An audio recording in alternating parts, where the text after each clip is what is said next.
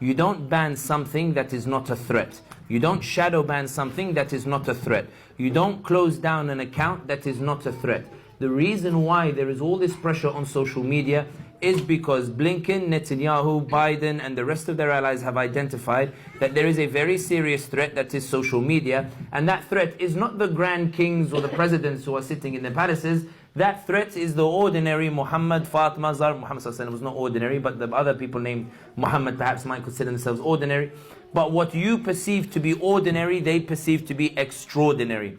When Blinken went to Tel Aviv in the first week after the attempt at genocide and ethnic cleansing began, Blinken was supposed to go to Tel Aviv and go straight back to Washington.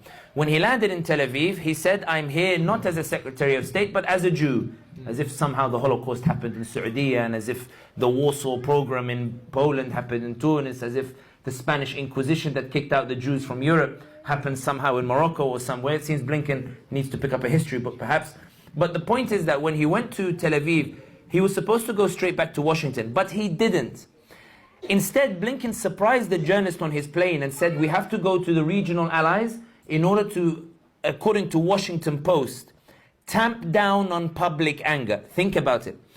Blinken and Netanyahu sat in a war room, not to discuss the response of the Muslim states, but to discuss the response of the ordinary Muslims in America, in the UK, and in the other capitals around the world.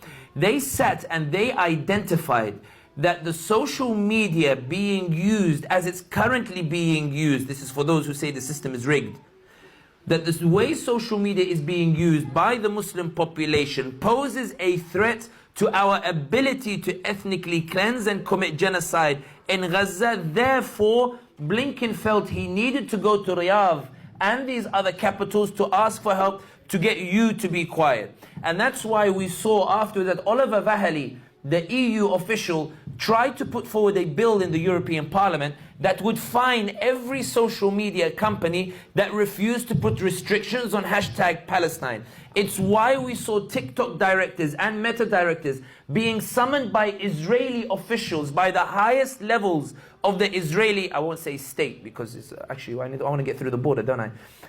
But this Israel, between quotation marks, that's why they met with the directors of social media. But the reason I want to highlight this point is to tell you that this is real. They sat together and they said that the ordinary Muslim using social media to promote Palestine is breaking the algorithm so much so that everybody now is being able to see those atrocities that are being committed in Gaza. When Elon Musk took over X, Twitter, I was one of those who sat on his high horse and said, oh, Elon Musk taking over Twitter and he's changed it to X. I thought it made me sound intellectual, but wallahi, it's one of the greatest days in the history of social media, and I'll explain to you why. Elon Musk introduced something that Jack Dorsey refused to do before him, which is he introduced this homepage. And if you notice, for those who have X, if you don't, shame on you. But for those who have X, you'll notice that the homepage is compiled of accounts that you don't follow.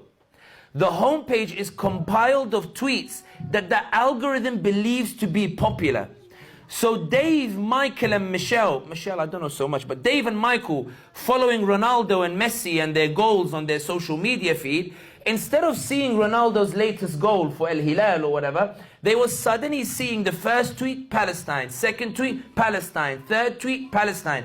Their reaction was not what's going on. Their reaction was, what is this horrific video that I've seen of these babies being killed? What is this horrific atrocity that I'm seeing? Diana, are you seeing what I'm seeing? I need to tell mom and dad. I need to send it around on WhatsApp. Suddenly the algorithm was boosting Palestinian content because 1.9 billion Muslims were amplifying the voice of Mu'taz Azeiza, of Plestia, of Hind al-Khudari, of these Palestinians, which meant that a Zionist girl in LA, for the first time, finally heard Palestinian voices and went out and did a video where she said, I grew up in a Zionist environment, I never heard Palestinian voices, I can't unsee what I've seen, I'm now pro-Palestinian.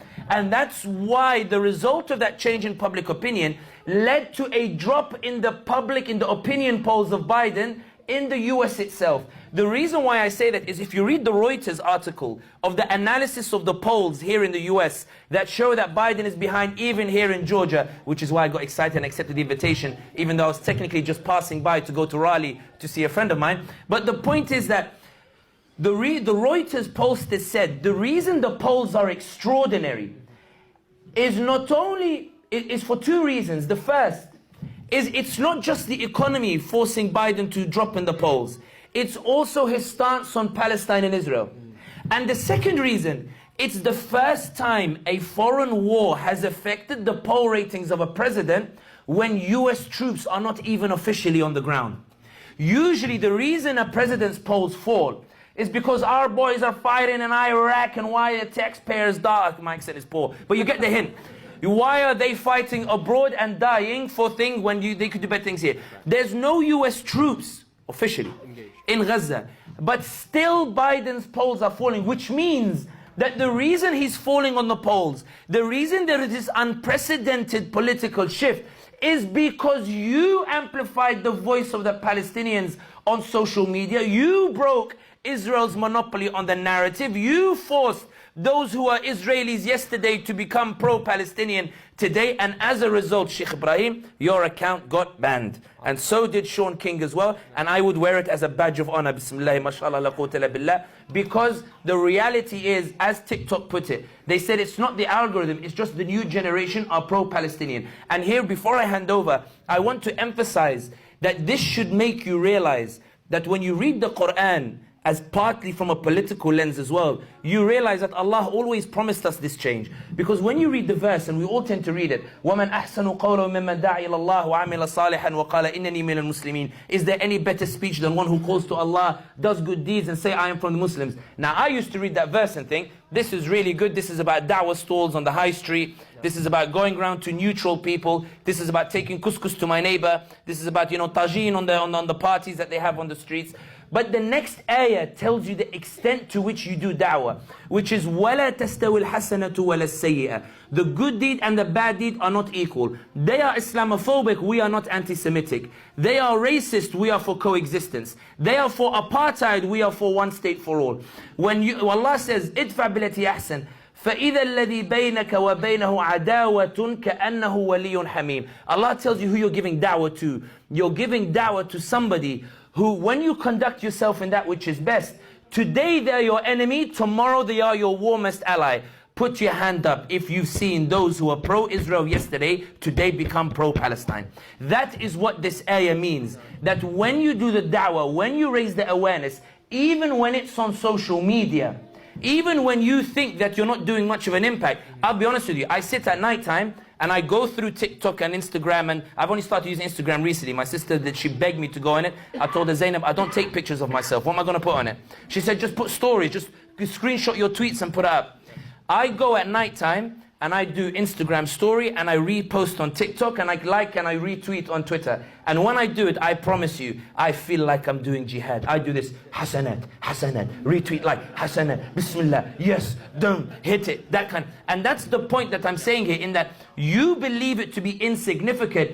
Israel believed it to be so significant, they had to shadow ban accounts, close down accounts, restrict the reach of #Palestine, which sometimes leads me to a situation to ask, why do they see it as powerful but we do not? Why do they see it as something valuable and we do not? Why do they see it as something where they have to spend billions and dollars on a PR campaign that you broke for free?